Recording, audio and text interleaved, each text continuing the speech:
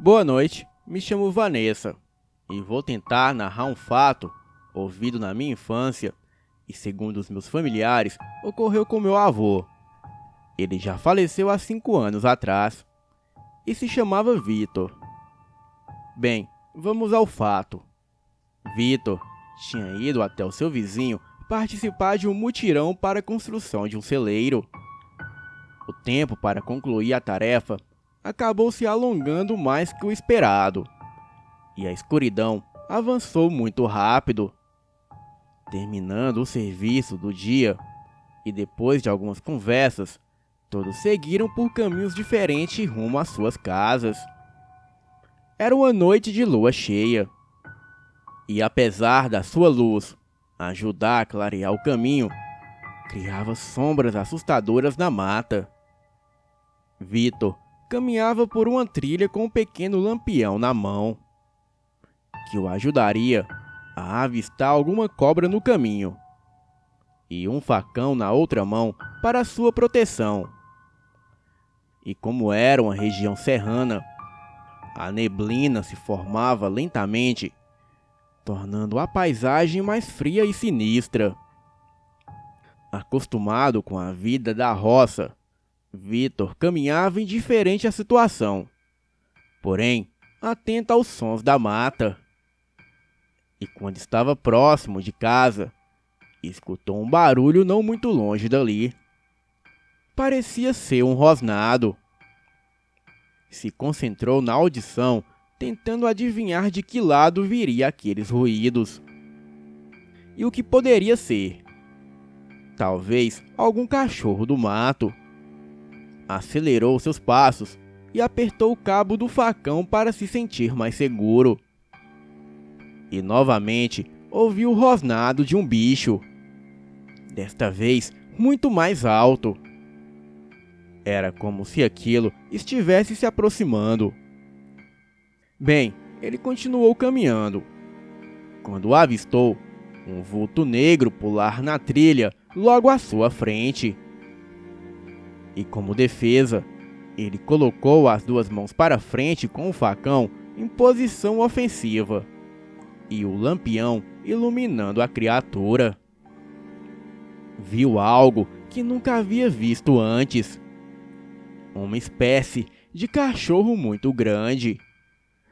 A sua boca se abria ameaçadoramente, mostrando presas afiadas e enormes. O seu corpo era coberto de pelos negros, e as suas patas eram tão grandes quanto as patas de um urso. A criatura babava, rosnava e caminhava em sua direção.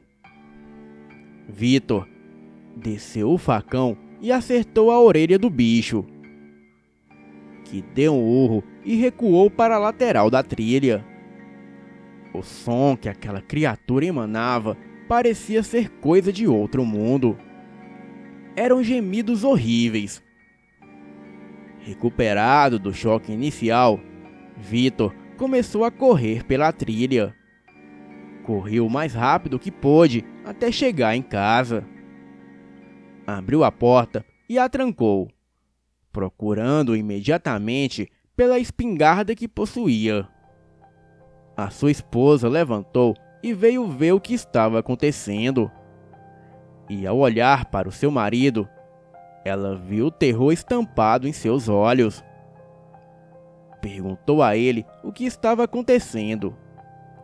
E Vitor disse que uma coisa ruim havia cruzado seu caminho, mas que ele havia lhe arrancado uma orelha. Lá fora, ainda um pouco longe dali, ainda se ouvia rosnados e uivos. Vitor ficou atento próximo à porta, dizendo que se a criatura quisesse entrar, ele iria estourar sua cabeça. A sua esposa se agarrou a um crucifixo e, ajoelhada, ela começou a orar. Aos poucos, aqueles rosnados e uivos foram diminuindo, ao que tudo indicava que o bicho estava indo embora. No dia seguinte, Vitor e a sua esposa foram até os seus vizinhos perguntarem se também havia visto ou ouvido algo estranho na noite anterior. E para a surpresa de ambos, um dos seus vizinhos estava com um curativo enorme na região da orelha. Parecia que um pedaço da sua orelha havia sido decepada. Rumores na região diziam que aquele velho solitário se transformava em lobisomem em noites de lua cheia. Boa noite.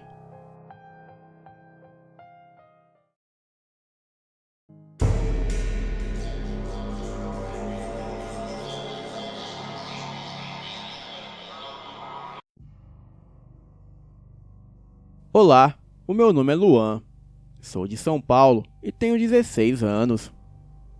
A minha história aconteceu quando eu me mudei para uma casa que estava intacta há 5 anos. Quando a vi pela primeira vez, eu tive medo, mas não quis entrar na casa.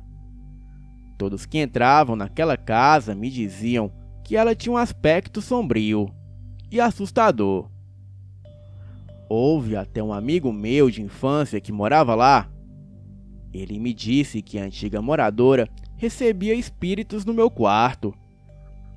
E a mesma fez de um dos cômodos do fundo da casa um centro de quimbanda, onde era invocado várias entidades infernais e até mesmo o diabo. Até este tempo, eu nunca havia presenciado nenhum fenômeno paranormal. Pelo menos até eu me mudar para aquela casa. E certo dia, as minhas amigas e eu começamos a brincar de levitar. Juro que não havia sentido nada. Até as meninas me contarem que eu flutuei quase um palmo do colchão da cama que estava deitado. A única coisa que eu pude confirmar que era verdadeiro era a cama onde eu estava deitado, pois com o impacto do meu corpo de volta à cama, a mesma fez um barulho como se algo pesado fosse jogado em cima dela, e isso eu pude sentir. Nesta mesma época, eu e o meu irmão começamos a brincar com o tabuleiro Ouija, que ele havia comprado no Mercado Livre. Porém, brincamos de forma diferente. Ao invés de usarmos o ponteiro do próprio tabuleiro, nós usamos um copo. E assim que colocamos o dedo por cima do copo, o mesmo estourou do nada, se espatifando em pedaços. Acho que o maior perigo foi chegar a este limite, pois a minha vida se transformou no inferno. A começar por mim, que sempre acordava com uma mulher chorando no meu quarto. E dias depois, o meu irmão também começou a ver tal mulher. E desta época, até o último dia que permanecemos naquela casa, foram acontecimentos macabros. Aparições de espíritos eram mais que frequentes. Desde espíritos de crianças correndo e rindo pela casa, e até vultos invisíveis, vozes, choros, passos, objetos se movendo e até crianças me convidando para brincar. Um dia percebi o porquê tudo isso acontecia. O meu irmão guardava a tábua Ouija embaixo da minha cama. Isso explicava o porquê de só eu ver os espíritos. Mas descobrindo a raiz do problema, não significa que estava tudo acabado. Pois até hoje ainda sou perseguido por demônios, mesmo morando em outra casa. É uma maldição que irei carregar para sempre.